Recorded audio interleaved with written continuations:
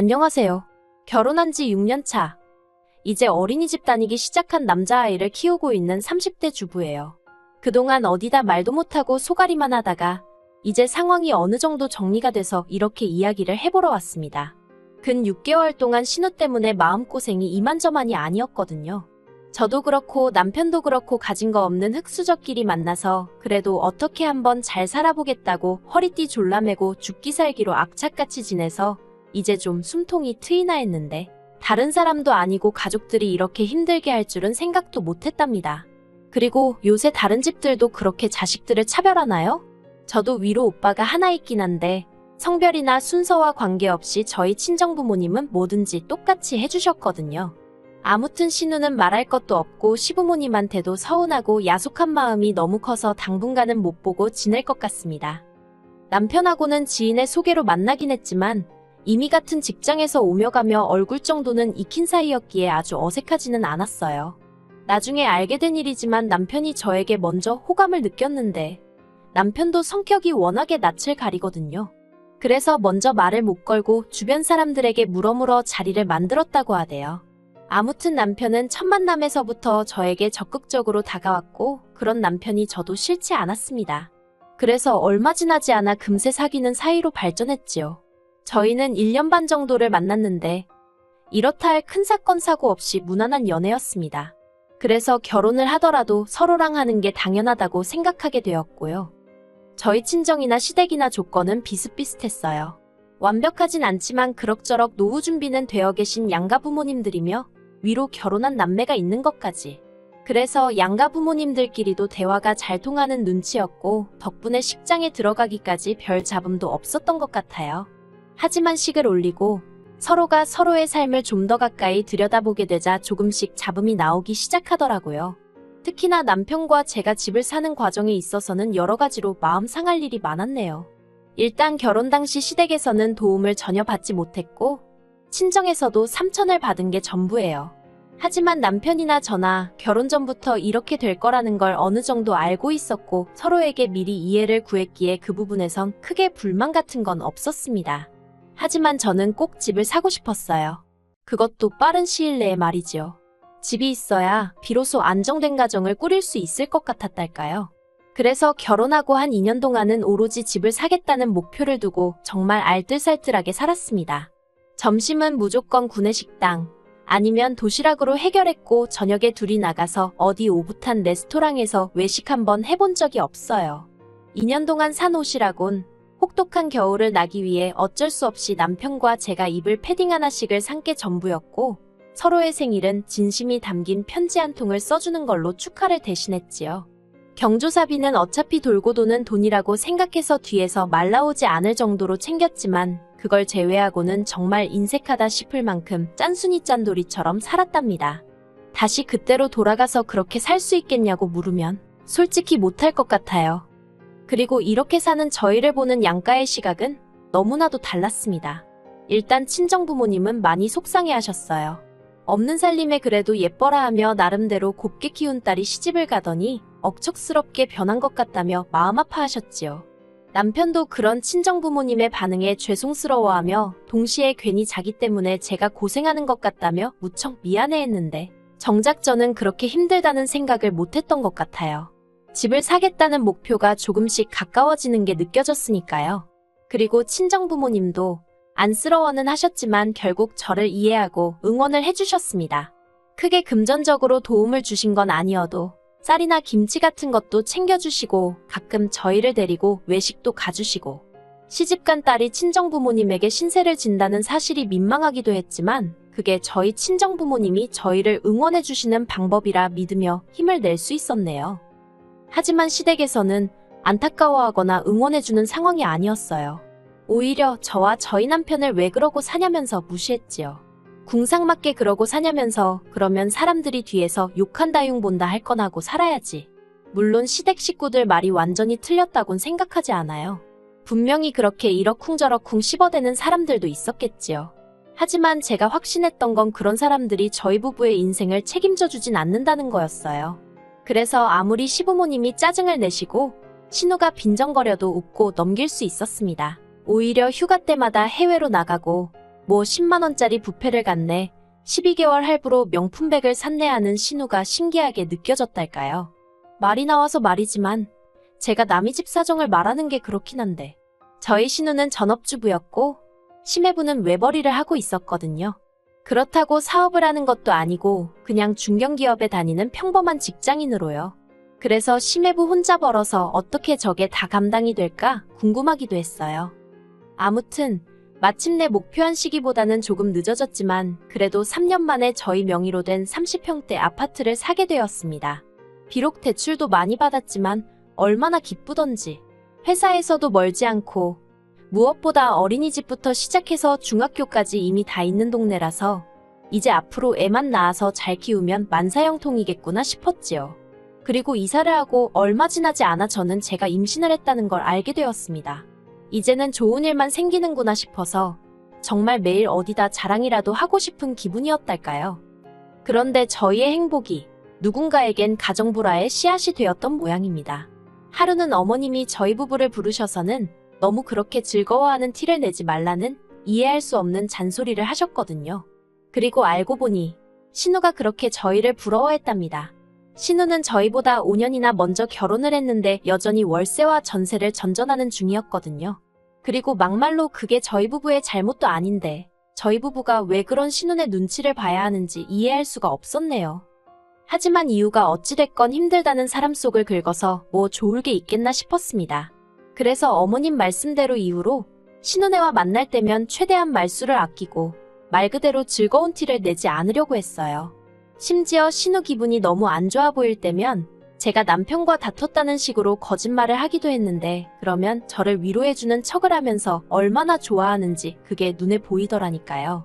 그럴 때면 신우에게 미안하면서도 동시에 신우는 우리 부부가 잘 못 지내길 바라는 건가 싶어서 씁쓸한 마음을 감추기가 쉽지 않대요. 그리고 얼마 후 신우네도 마침내 집을 사게 되었다는 소식을 들었습니다. 그런데 저는 솔직히 축하해주기가 너무 힘들었어요.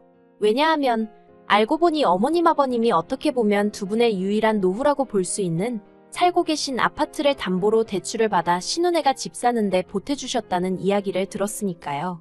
결혼할 때 저희는 정말 단돈 500만 원도 안 해주셨는데 남편도 애써 티는 안 내려는 눈치였지만 씁쓸한 그 표정이 많은 걸 말해주더라고요.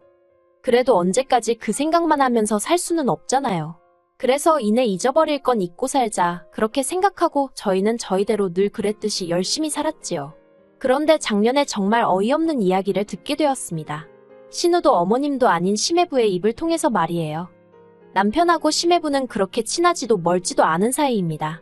나이 차이도 일단 10살 가까이 나기도 하고 심해부가 저희 남편이 하는 일이라면 앞뒤 재지 않고 까내리기 바빴거든요.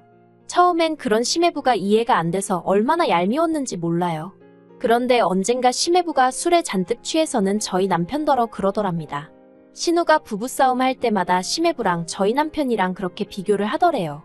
내 동생은 성격이 어떻고 월급이 얼마고 아무리 외간 남자 아닌 동생이라지만 그래도 심해부 입장에서 그게 좋게 들렸을 리가 없지요. 그래서 신우한테 동생 타령 좀 그만하라고 했더니 이제 질투할 사람이 없어서 처남을 질투하냐며 그걸로 또 어지간히 당했답니다. 그런 이야기를 하면서 심해부가 저희 남편더러 미안하다고 그런데 자꾸 신우가 했던 말이 생각이 나고 그러면 자기도 모르게 말이 세게 나간다고. 아무튼 그래도 그런 대화를 한번 나누고 나니까 둘의 사이가 어느 정도는 나아지긴 했어요. 그렇지만 여전히 가깝다고 보기엔 조금은 무리가 있었지요. 그런데 그런 심해부가 남편더러 할 말이 있다며 만나자고 했다더라고요. 생각보다 일찍 들어온 남편에게 심해부랑 무슨 이야기를 했냐고 물었어요. 그러자 남편이 황당하다는 듯이 신우가 이제 시조카가 초등학교에 들어가는데 집이 너무 작다면서 이사를 가자고 조른다며 하소연을 하더랍니다.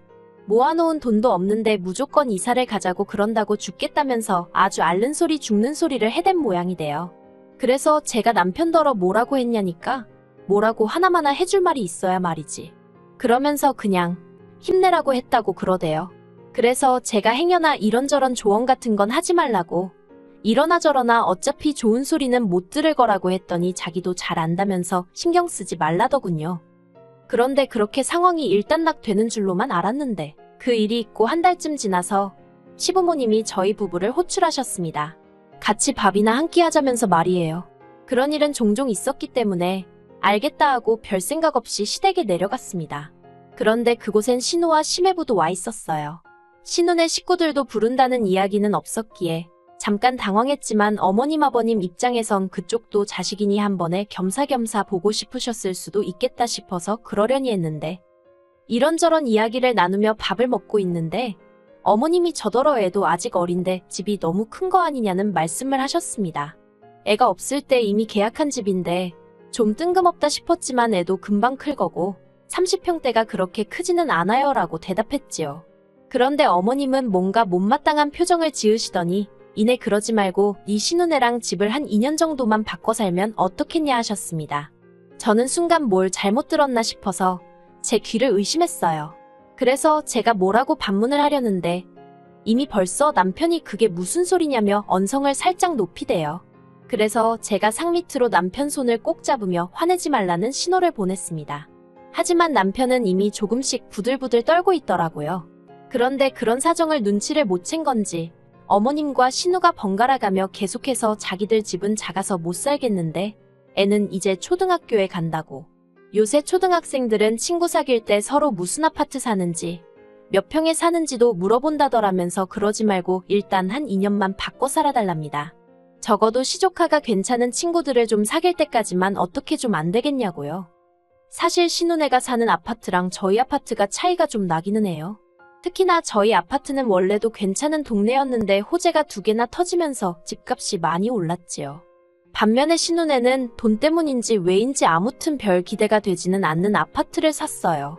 그리고 저야 처음부터 그렇게 생각은 하고 있었는데 남의 재산에 제가 왈가왈부할 건 아니니 말을 아꼈거든요.